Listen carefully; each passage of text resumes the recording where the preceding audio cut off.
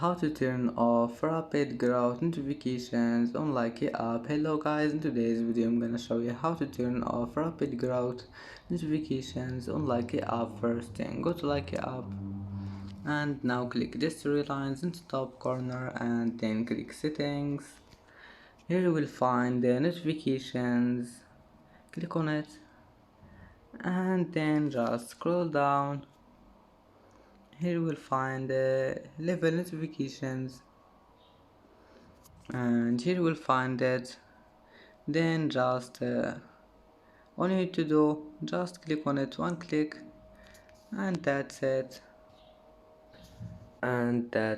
for today's video. If you like this video, please don't forget like and don't forget subscribe, and thank you for watching this video until the end, and see you in the next video.